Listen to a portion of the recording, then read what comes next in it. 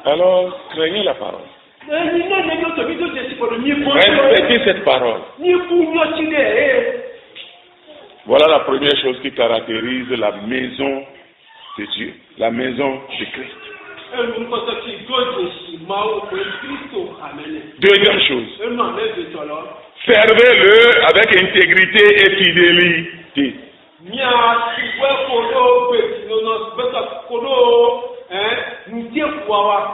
Ceux qui sont la maison de Christ, la maison de l'Éternel, servent l'Éternel avec intégrité et fidélité. C'est ça qui les caractérise. Alors, qu'est-ce que cela veut dire? Intégrité, cela veut dire avec le cœur droit. Et un cœur droit veut dire un cœur qui prend un seul chemin, qui arpente, qui marche sur un seul chemin, qui ne va pas à droite, à gauche, qui ne boite pas des deux côtés.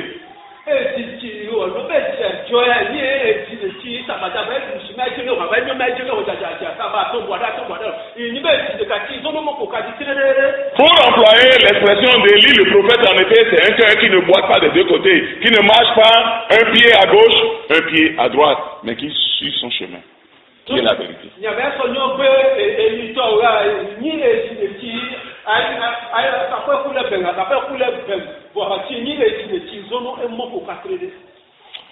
Un cœur, en effet, qui marche fondé sur Jésus-Christ seul.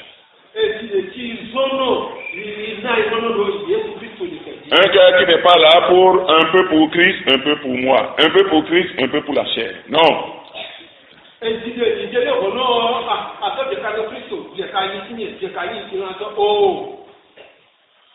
Et fidélité. Et s'il y a l'intégrité, en effet, la fidélité suivra. Nécessairement. Et dans le mot fidélité, il y a deux petits mots, la vérité et la foi.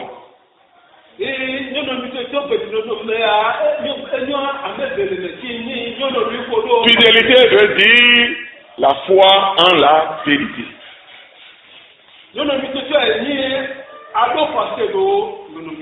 Alors, servez l'Éternel avec intégrité, avec un cœur droit et avec un cœur qui croit en la vérité.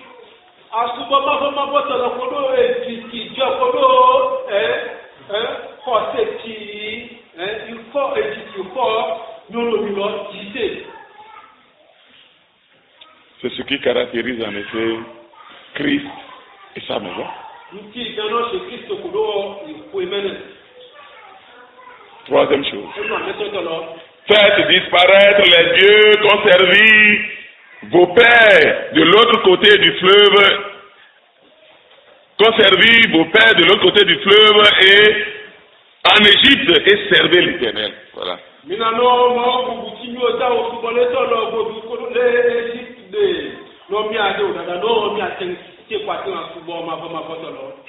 Est-ce que les enfants d'Israël avant quitter l'Égypte en effet sont venus avec des statuettes?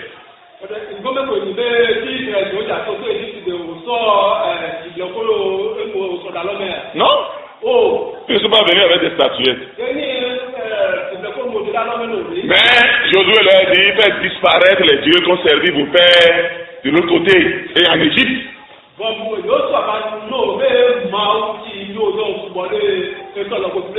ils ne nomment pas des statuettes, des mottes de terre, parce qu'ils n'ont pas traversé le Jourdain, quand je dis le Jourdain, la mer Rouge avec ces choses. Mais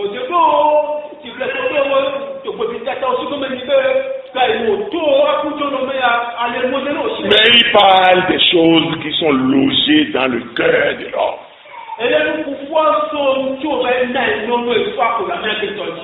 Des choses en effet qui sont dans le cœur de l'homme et qui rivalisent avec l'Éternel. Et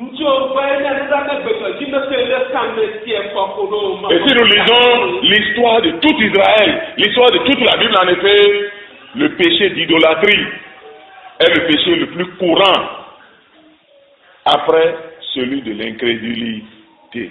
Incrédulité, idolâtrie.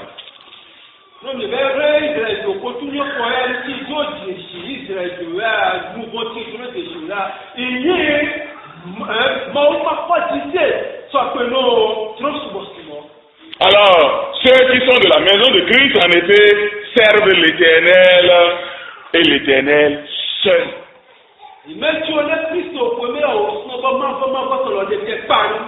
Pas l'Éternel et d'autres dieux. Mais l'Éternel seul prend tout leur cœur.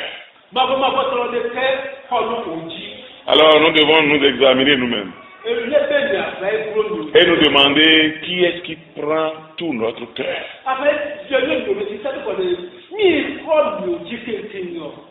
Si notre cœur est partagé,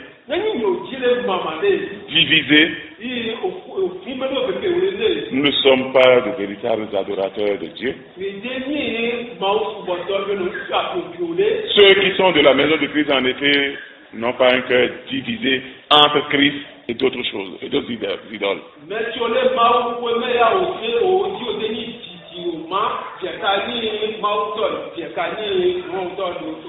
Et au verset 15, Josué dit, et si vous ne trouvez pas bon de servir l'Éternel, choisissez aujourd'hui qui vous voulez servir.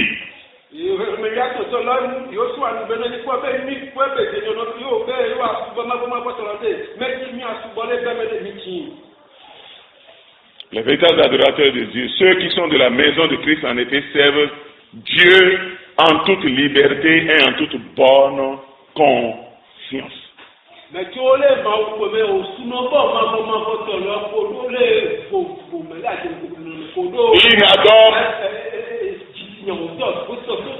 Il n'adore pas Dieu parce que poussé par une force extérieure, non.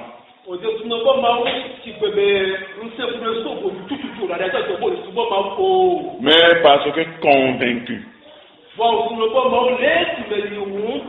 entre l'Éternel et les autres dieux, en effet, c'est l'Éternel qui est Dieu.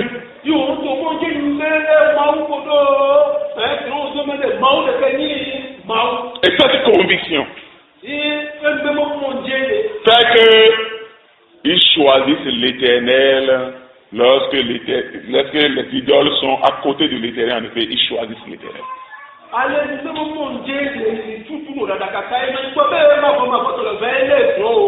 Pierre va dire la chose d'une autre manière en disant, si vous avez goûté que Christ est bon, alors désirez le lait spirituel et pur, comme des enfants nouveaux nés.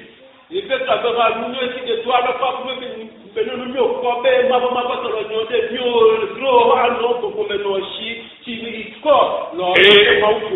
Élie en sortant a dit au peuple d'Israël, en effet, si c'est Baal qui est l'Éternel, servez-le. Mais si c'est l'Éternel qui est Dieu, servez-le. Mais ne servez pas les deux ensemble.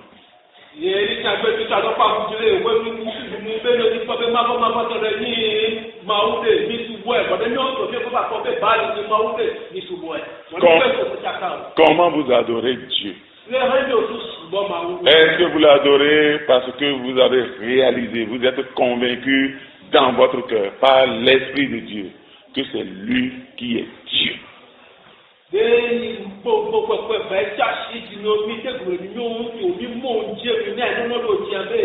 qu'aucune autre idole n'est Dieu. Alors, c'est ce à quoi Josué exhortait le peuple.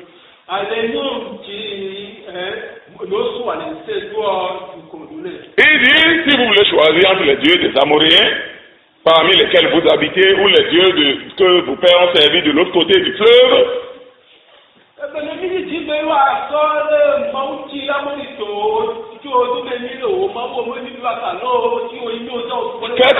faites-le.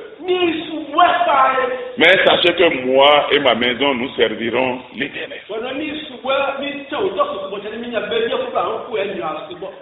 Josué qui parlait en effet avait cette conviction de cœur que seul l'Éternel était véritablement Dieu. Et c'est pas possible pour quelqu'un qui est qui a cette conviction en effet de se détourner alors encore du seul qui est Dieu pour aller après qui?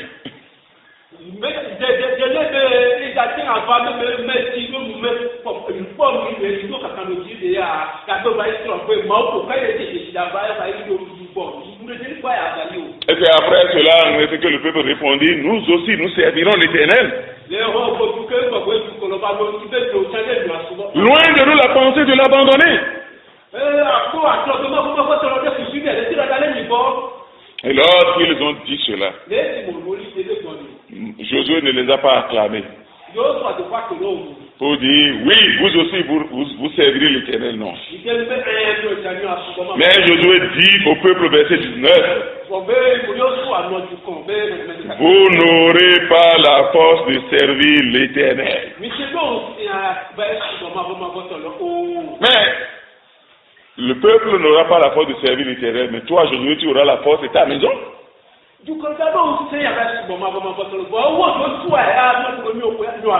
c'est cela. C'est cela que disait Josué notamment. Mais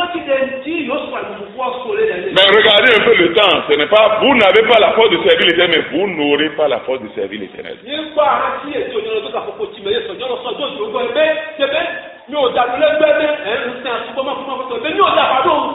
Parce que c'est une prophétie qu'il est en train de prophétiser. Ceux à qui il parlait directement, presque tous ont servi l'Éternel. Mais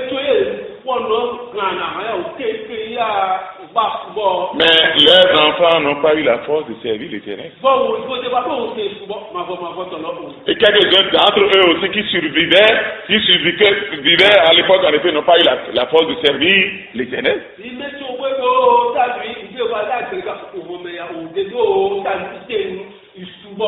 Josué dit, vous n'aurez pas la force de servir l'Éternel. Pourquoi? Non pas à cause de vous-même, mais à cause de ce que l'Éternel est, de qui l'Éternel est. Il dit car c'est un Dieu saint. Et un Dieu, c'est un Dieu jaloux. C'est un Dieu saint. Et la force humaine ne peut le servir. La chair ne peut pas servir Dieu, le Dieu saint. Parce qu'elle est privée déjà de la gloire de Dieu. Elle ne peut pas atteindre les exigences de Dieu.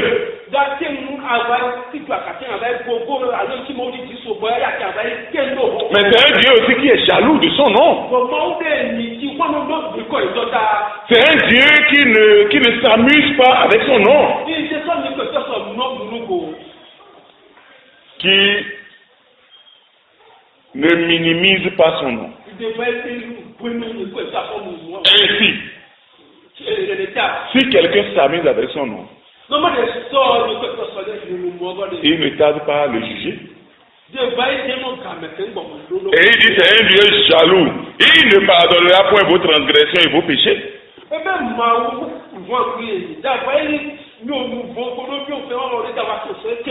Et là, il parlait déjà des moments où il va les livrer, ce Dieu saint, ce Dieu jaloux, va les livrer à leurs ennemis. Et il les a livrés plusieurs fois, une fois à leurs ennemis de l'époque des juges. Chaque fois qu'ils se détournaient de l'Éternel, en effet, il les livrait entre les mains des ennemis. Les ennemis les asservissaient jusqu'à ce qu'ils crient à l'Éternel et qu'il leur suscite un libérateur. Et ainsi,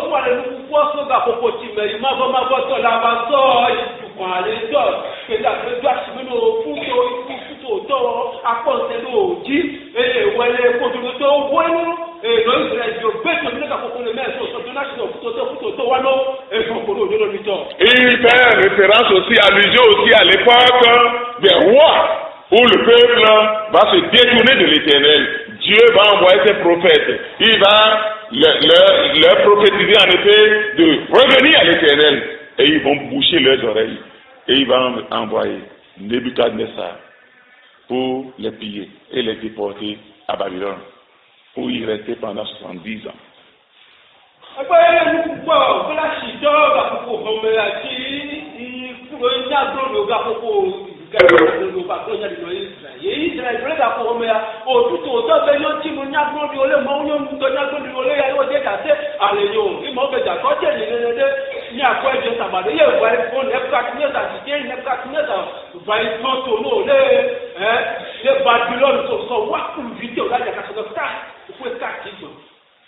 Ne servez pas l'Éternel par la chair, c'est-à-dire par votre propre force, par vos propres provisions humaines. Parce que ces choses ne peuvent pas atteindre la sainteté de Dieu, les exigences de Dieu.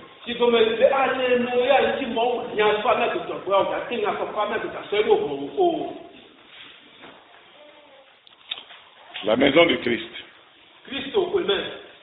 ne sert pas l'Éternel avec la force de la chair.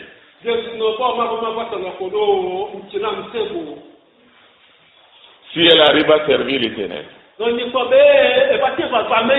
avec intégrité, avec fidélité, avec crainte, avec liberté et bonne conscience,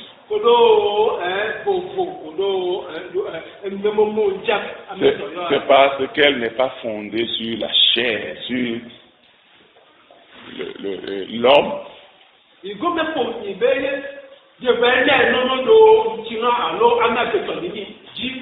Mais qu'elle se repose sur la fidélité de Christ. Christ, nous avons lu dans Hébreux 3 que Christ est fidèle sur sa maison, comme fils.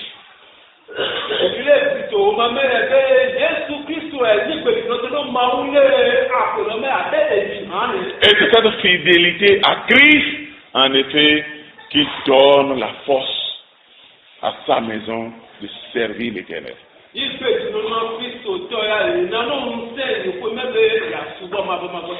puis lui ne sera infidèle à aucun moment. Alors sa maison servira, ne sera pas faillite, servira l'Éternel.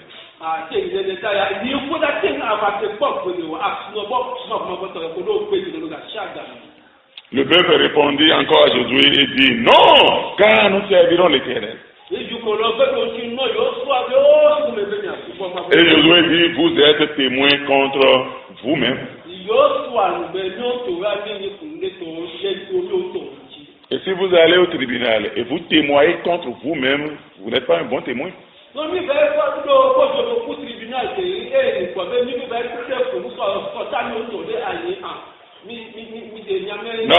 si on va au tribunal, on témoigne en sa propre faveur. Mais tout homme qui se repose sur lui-même pour servir Dieu finira par être témoin contre lui-même. La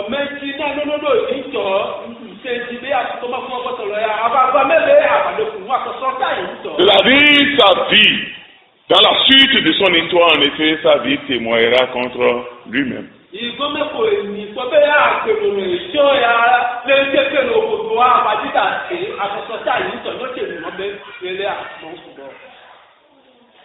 Vous êtes témoin contre vous-même que c'est vous qui avez choisi l'Éternel pour le servir.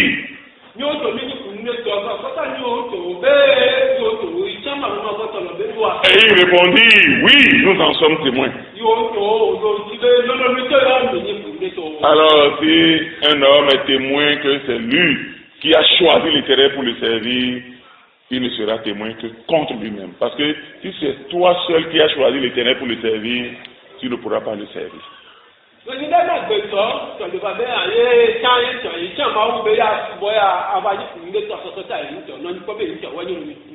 si c'est l'Éternel qui t'a choisi, et ce avant la fondation du monde, et si c'est l'Éternel qui t'a choisi, et en Christ, et si c'est l'Éternel qui t'a choisi, et t'a aimé en Christ, Mais si c'est l'Éternel qui t'a choisi, qui t'a donné à Christ comme héritage,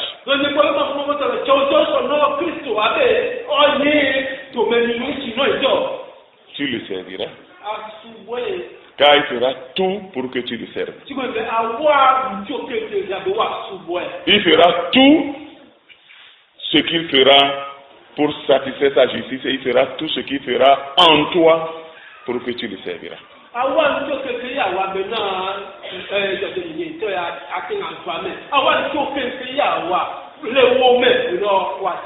Dès l'Éternel s'engageait pour nous. Dès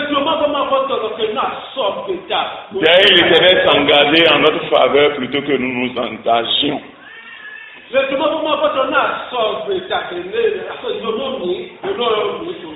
Parce que la force de l'homme ne l'amène pas loin.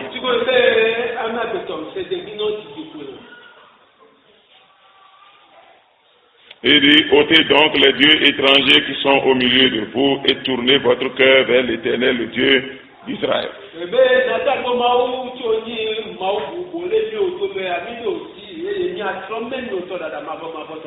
Mais qui sont ces dieux qui sont au milieu d'eux? Ce n'est pas les amulettes, ce n'est pas les statuettes. C'est dans leur cœur. Et ce qui est dans le cœur, comment l'homme peut-il l'ôter? Parce que ce qui est dans le cœur va s'asseoir dans le siège de ces affections. Ce qui est dans le cœur de l'homme, c'est ce que l'homme aime, qui est dans son cœur. Et comment il peut ôter ce qu'il aime? Il faut que quelqu'un l'ôte, n'est-ce pas? Et Josué, il y a un chêne là, c'est-à-dire un grand arbre qui est là. Et Josué a pris encore cet arbre, ce grand arbre qui ne peut pas mourir après 10 ans, 20 ans, 40 ans. C'est un grand arbre qui dure longtemps et très longtemps. Il a pris cet arbre, on était comme témoin entre eux. Et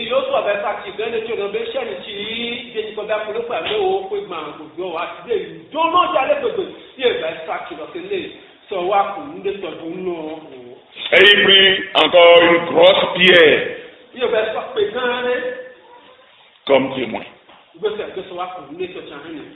Verset 26, Josué écrivit ces paroles, ces choses plutôt dans le livre de la loi de Dieu. Il prit une grande pierre qui dressa là sous le chêne qui était dans le lieu consacré à l'Éternel.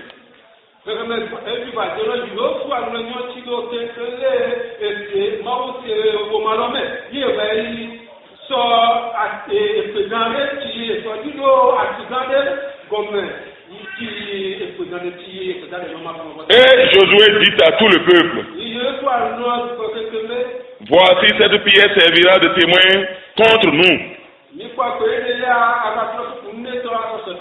Car elle a entendu toutes les paroles que l'Éternel nous a dites.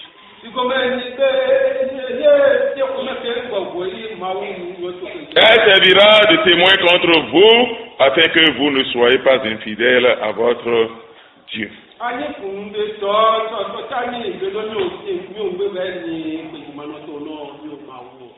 En effet. Qu'est-ce que Josué leur disait?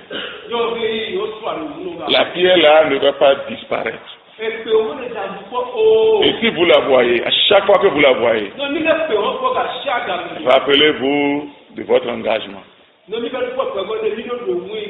que vous avez choisi de servir l'Éternel. Et si vous ne pouvez pas tenir votre engagement, cette pierre témoignera contre vous. Est-ce qu'ils ont tenu leur engagement? Oui et non. Quelques-uns de ceux qui étaient là sont restés fidèles. Mais d'autres, avec la suite, en effet, sont restés infidèles. Quant à ce qui nous concerne, qui servons-nous? Et qui allons-nous servir?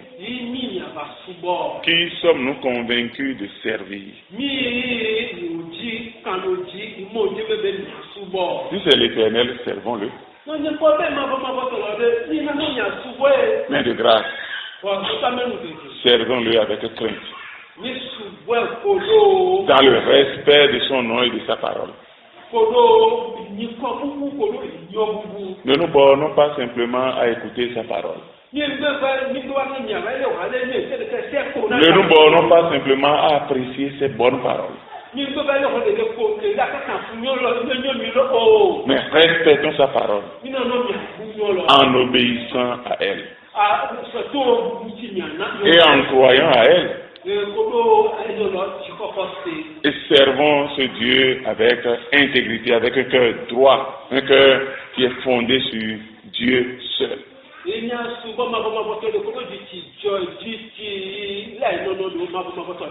ne dit pas Dieu et en même temps dit encore moi. Servez-le aussi avec intégrité et fidélité. Dans la foi en la vérité. Et ne permettez à aucune idole en effet de disputer la place de Dieu dans votre cœur. Et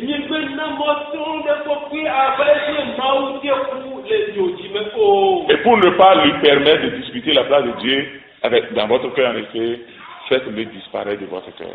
Ne lui permettez pas d'y prendre place.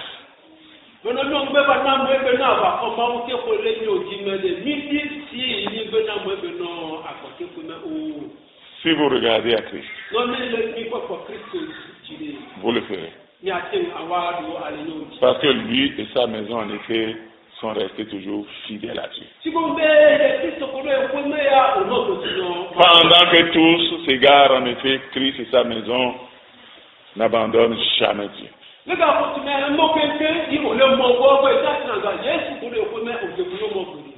Et que le Seigneur bénisse sa parole dans notre cœur.